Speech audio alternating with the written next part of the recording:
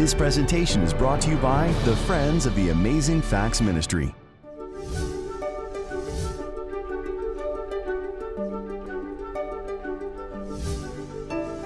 And I finally started reading the Bible so I could argue with Christians. And I said, this can't be true. And I thought either Jesus was crazy, or he was a liar, or he's the Lord. What I sometimes do during one of these series of meetings is I just take a section of time and I share with you my personal experience of how I came to the conclusions of the things that I'm sharing with you, and knowing the background sometimes helps. I'd like to begin with a verse from the Bible, and this one is from the first book of Peter, 1 Peter chapter 2, verse 9. But you are a chosen generation, a royal priesthood, a holy nation, his own special people, that you might proclaim the praises of him who called you out of darkness into his marvelous light. The theme of what I'd like to share with you this morning is very simple. The world is looking for happiness, but most of the world is looking in the wrong places for happiness. People think that happiness comes from fame and fortune, from having enough friends or popularity, or from just materialism or physical satisfaction, and those things don't bring real lasting happiness. Now, I came from a very unusual set of parents, and I'll take a moment and share about that. You ever heard, that's my mom and dad. You ever heard the expression that opposites attract?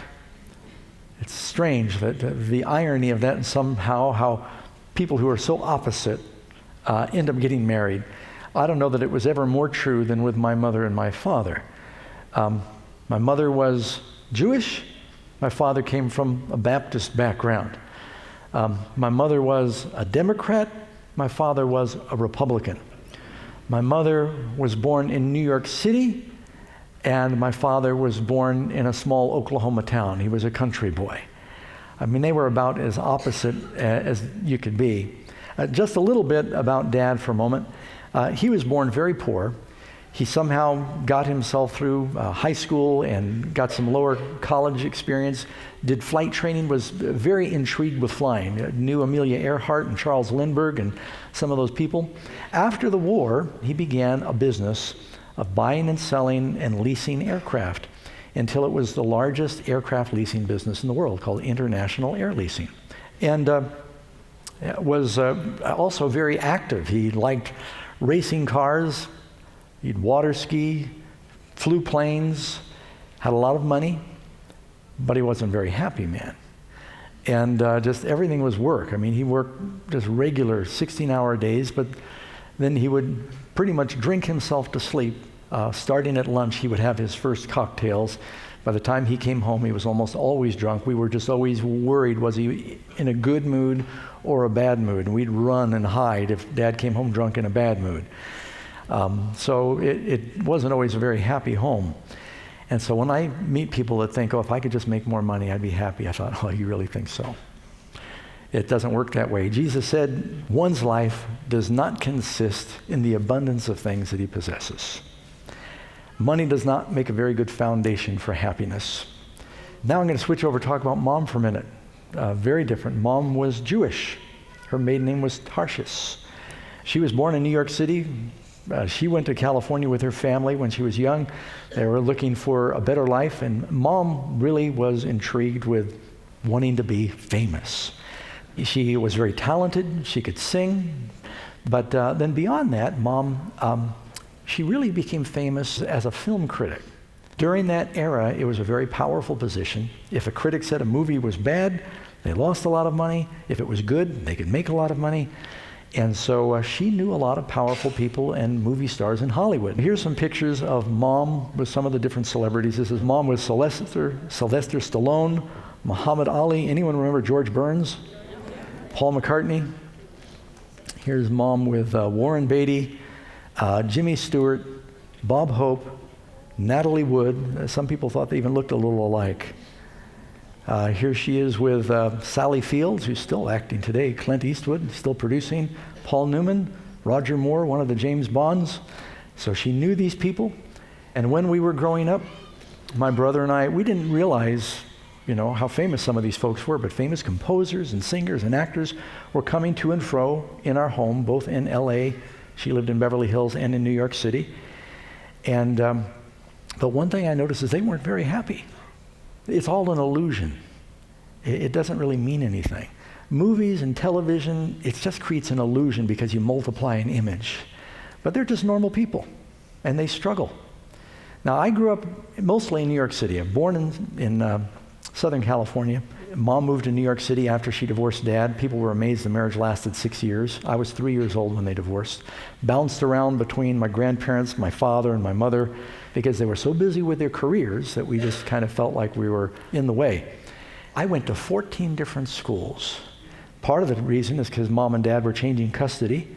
Part of the reason is because I was getting in trouble and they kept changing me from school to school. And it didn't help that Mom used drugs. And I remember one day when I was 13 years old that Mom said, well, eventually, Doug, I know that you're going to try these things.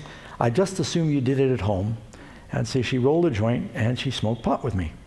Very common occurrence in our home, 2-3 times a week. Mom and I would smoke pot or hashish, eat ice cream.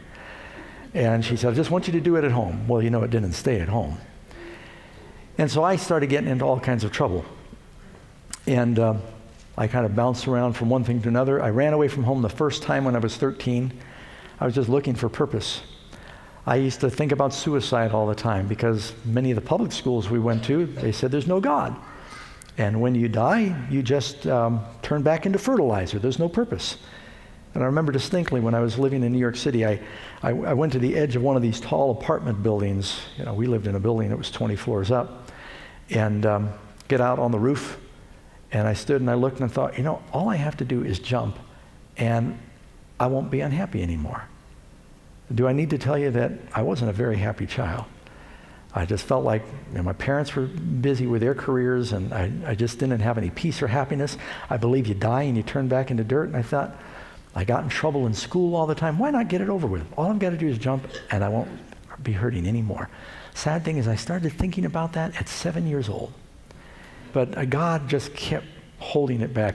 One thing that helped me, I have an insatiable curiosity, and I thought, if I kill myself today, something really interesting is bound to happen tomorrow, and I'll miss it.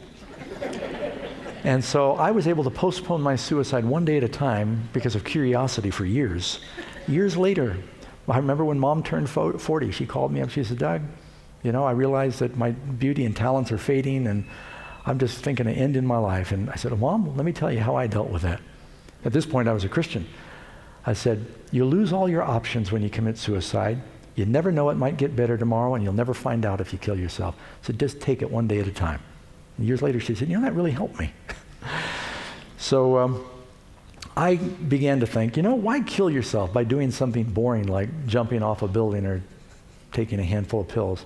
I heard a beer commercial, and it said, you only go around once in life.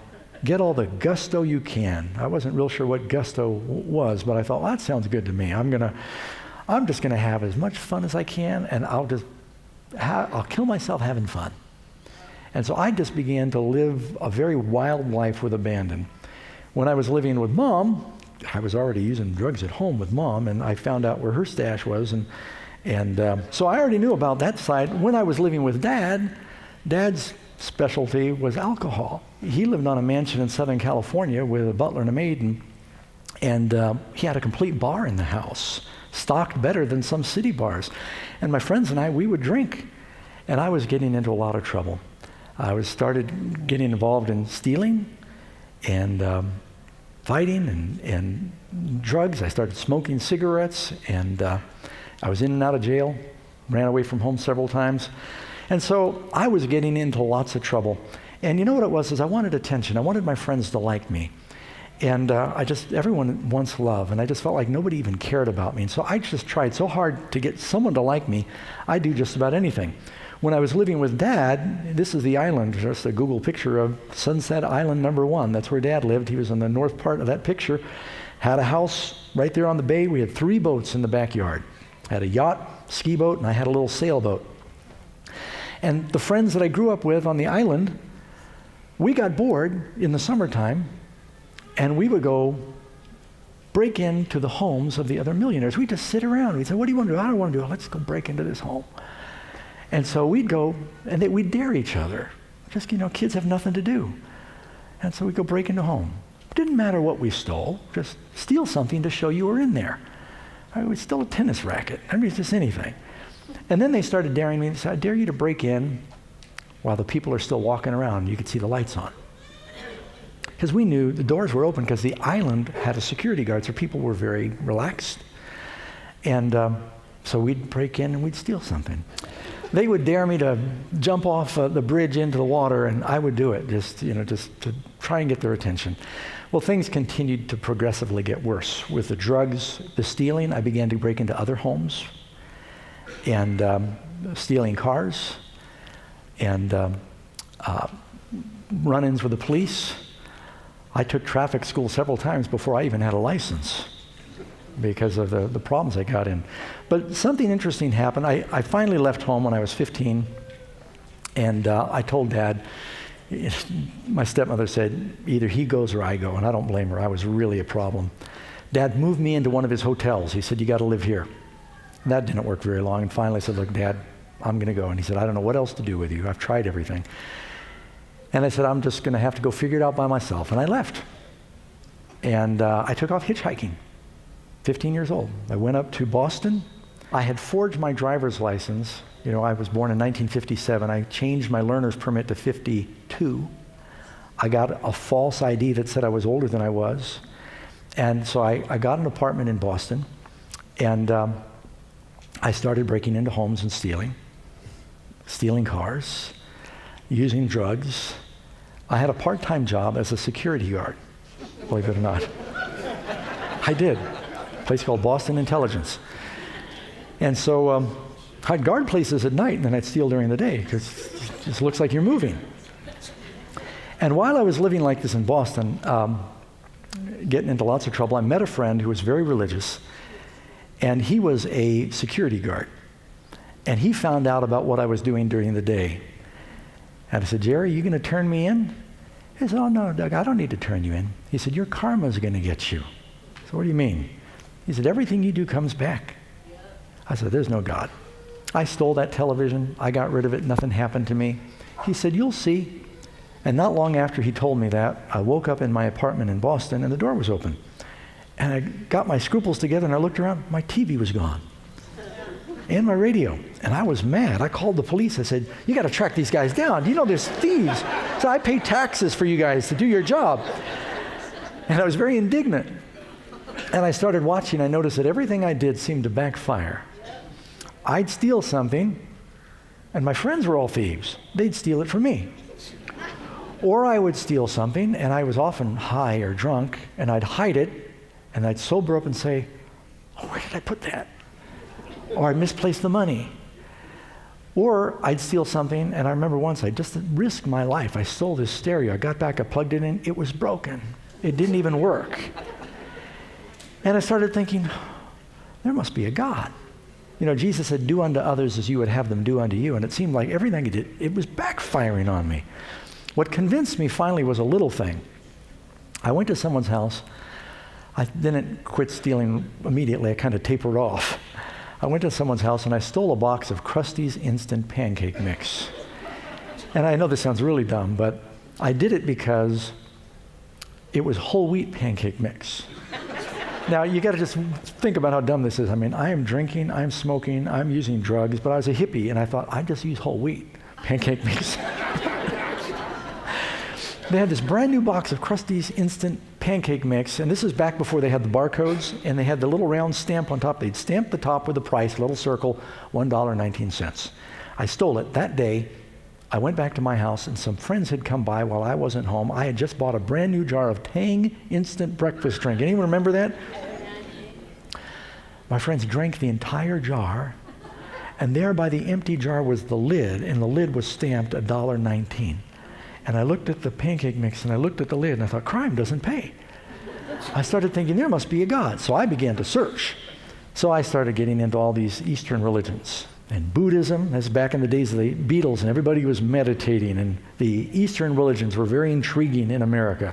And so I was meditating, and I got into something called the spiritual science of DNA, and I took a little bit of kind of the Jewish heritage and mixed that in, and of course I'd gone to Catholic school, and so I kind of made this big old potluck of all these different religions with myself as my own little pope, trying to put it all together. And I was very spiritual, and I'd quote suddenly from one religion and then from another religion. And while all this is happening, I was so spiritual and so religious, I'm still using drugs and drinking. I'm still a slave to my sins.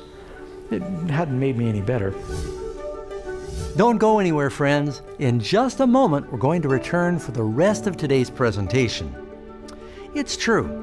The Christian life is never stationary. You're either moving forwards or sliding backwards. Are you new to the Christian faith and wondering how you can continue growing closer to God? Or perhaps you've been a believer for several years, but you sense you've been stagnating in your walk with Him. Perhaps you're wondering if there's something more you can do to get some forward momentum on the Christian road. Well, Amazing Facts wants to put something in your hands that will definitely make a difference. We'd like to send you a classic book right to your home here in India. These 13 powerful chapters will lead you on an inspiring journey through the crucial stages of Christian growth. Every time I read this best-selling book, it leads me closer to God. Don't hesitate. Just call now and get your free copy today, and you'll thank me later. To get your free copy, call the phone number on the screen and ask for offer number 169 or visit the web address. And after you read this incredible resource, be sure and share it with a friend. Well, let's return to today's presentation and learn some more amazing facts from the Word of God. Well, about this time, my father flew to Boston, and he made a special trip, and he said, "Doug, you need to go back to school. You're wasting your life." My brother, Falcon, was sick. He couldn't take over the family business. And I had a stepbrother from Dad's third wife, Betty, and he was starting to do what he couldn't. Dad said, you're throwing your life away. You need an education. He said, "Doug, I found a good school. You're going to love it." He says, "You like adventure? This is a school that's on a boat." It was called the Flint School.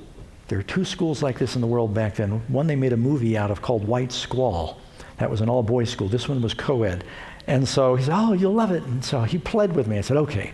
Somehow he got me a passport, flew me to Milan, Italy, put me on this boat.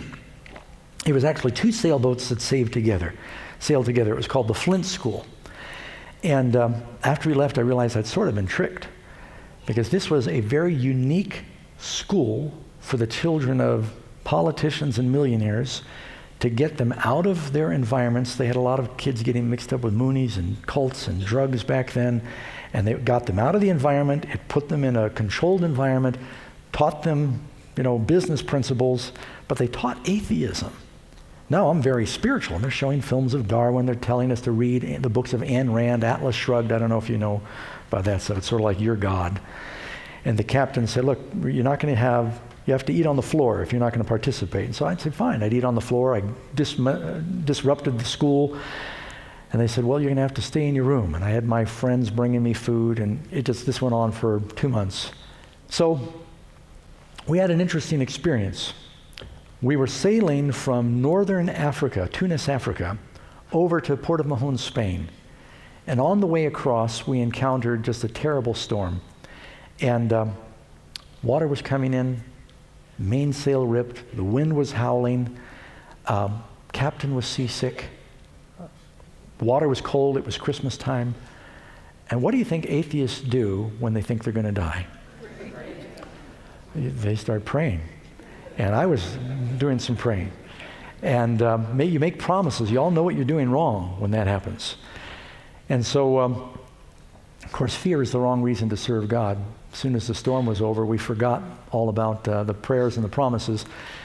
And I managed to convince the captain, "Look, I'll cooperate for the next few weeks until Christmas break if you just let me go home for Christmas break." And they were so anxious to get rid of me, he called my dad and said, "You got a deal." and told Mr. Batchelor, we think Doug's shown great progress. We're going to let him come home for Christmas. Because my dad had to pay the whole year up front. They didn't care. They just want to get rid of me. So I got on the airplane in Madrid, Spain, ordered beer and got a pack of cigarettes and told them, I said, you will never see me again. And they never did. I got back to the States, went on a ski vacation with Dad. When it was time to go back to school, I ran away for the last time. And I went hitchhiking across the country to a place I found when I was 15 in the mountains above Palm Springs. There's a very tall 10,000-foot mountain called Mount San Jacinto. Halfway up this mountain, there's a cave. There's several caves up there. And I said, I'm going to find God in nature. Now, on my way out to Palm Springs, something interesting happened. I got stuck on the highway in Oklahoma. I was cold, hungry. All these trucks were going by, and I was a little hungover, and I was desperate. And I said, I ought to try praying. And after standing there for 8 hours freezing, because I had Florida clothing on, it was December in Oklahoma, it was freezing cold. I prayed and I said, Lord, I know I've been a terrible person. If you're there, will you please help me? And I need help with 4 things. I said, please help me to get a ride to where I'm going. I had like 1,500 miles to go. I said, please help me get some food. I was hungry. Help me get some money. Lost all my money drinking and playing pool the night before. And then I prayed for a ride with someone normal, because I was getting picked up by some very strange characters. As soon as I finished praying, the next vehicle going by stopped, picked me up, took me all the way to my destination in Palm Springs, and preached to me all the way out there, which I didn't ask for. They gave me $40 when they dropped me off. They bought my food all the way out. Everything I prayed for, God gave me. And I thought, what a coincidence. But I had to listen to him or jump out of the car. So I listened to him and I thought, Bible's fairy tale. Now I'm going to find God through nature. So I moved up into this cave way up in these desert mountains, and I just didn't want to be around people. I was so tired of the people in New York City, and I didn't get along with people. I said, I'm just going to see if I can find God through nature. Well, the miracle is, when I moved into this cave, there was a Bible that someone had left in the cave up there in the hills. And I finally started reading the Bible so I could argue with Christians. And, I said, this can't be true. But as I kept reading, I realized it is true. And I thought, what have I got to lose? I read in the encyclopedia, it says Jesus really lived. And I thought either Jesus was crazy, or he was a liar, or he's the Lord. He didn't lie. He wasn't crazy. Maybe God did become a man to save us, and that there's a purpose for our lives. So up there in the cave, I finally decided, I've tried everything else. I got on my knees. I said, Lord, I'm a mess. Will you come into my heart and give me some purpose for living? And I was as far away from God as a person can be. I'm running around naked up in the mountains. I'm eating out of garbage cans, using drugs, smoking, lying, stealing. I was a big zero. And I said, Lord, will you give me some purpose for living? And I felt him forgive my sins. He came into my heart, and everything began to change. Not all at once, but things began to happen. One quick story before we run out of time. I was so excited about the gospel and the changes God was making in my life. I said, Lord, I'm willing to tell people, but I'm a hermit. I don't know how that's going to happen. But I feel like you're wanting me to teach and preach others about you, because I was so excited. I said, you're going to have to let me know. Not long after I prayed that prayer, I called my mom in Beverly Hills. She said, Doug, you're never going to believe this, but I had lunch with someone from NBC. They want to fly up to your cave in a helicopter and interview you. Right after I prayed and said, Lord, if you want me to witness for you, you let me know. This is a picture of my mom at my cave. She flew up in a helicopter. They did a national interview. It was all over the country that day. My friends in jail said they saw it 3 times in one day. And so from that time to this, God just opened doors for me to be sharing with other people. He has a plan for your life. This is a picture of, I've been back to the cave several times over the years. This is our son Micah. When he was like 7 years old, he hiked up there with me. So this is the waterfall in the pool right outside my cave. Went back up with the whole crew. That's Karen in the middle with Stephen. And I went back one year and I actually brought another Bible and I left it in the cave, just in case, kind of a little sentimental thing that I did. But My immediate family's all passed away. My father, my mother. I was with Mom when she died. I was with my brother when he died. And I remember I was out walking with my brother one day. Falcon went to school. He got a college education. He tried to work for Dad as long as his health would permit. And you can tell I'm the black sheep of the family. This was at my brother's wedding. I kind of had to come out of the cave, and you could tell. And I was walking with my brother one day, and he said, "Doug, you're lucky." And I thought, wow. I said, "You've got the house in Miami Beach on the water. You've got the boat. You've got the new cars. You've got all the things that the world wants." He said, "Doug, you're lucky." He said, "I'd give everything I have if I could have your lungs and live a little longer." He said, "God isn't fair," my brother said. He said, "I'm so smart, but I'm sick." And he said, "You're so healthy, but you're stupid."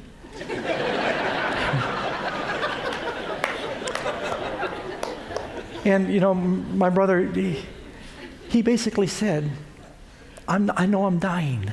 I would give everything if I could live a little longer.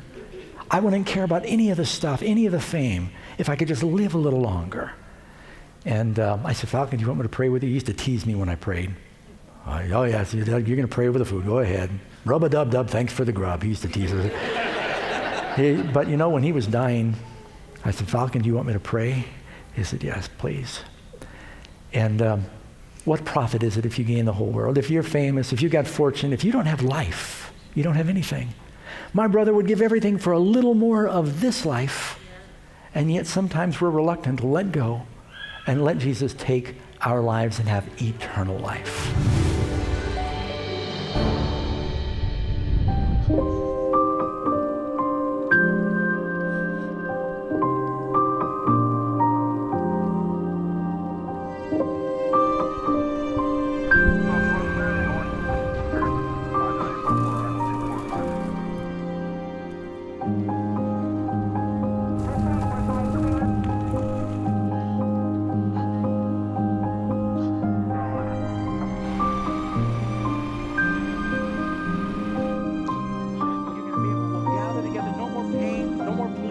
No more sickness, no more death, no more suffering. And it is real, friends. This pain and misery in our world was never God's plan. He's going to restore things to its original plan. Blessed are the meek, they will inherit the earth. Where do we ultimately... For I was hungry, and you gave me something to eat. Inasmuch as you do it to one of the least of these, my brethren, you did it to me.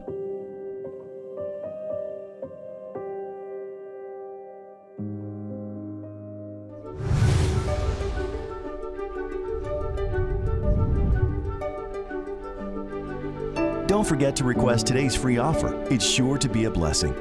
And thank you for your continued support as we take the gospel of Jesus Christ to the world. We hope you'll join us next week as we delve deep into the Word of God to explore more amazing facts.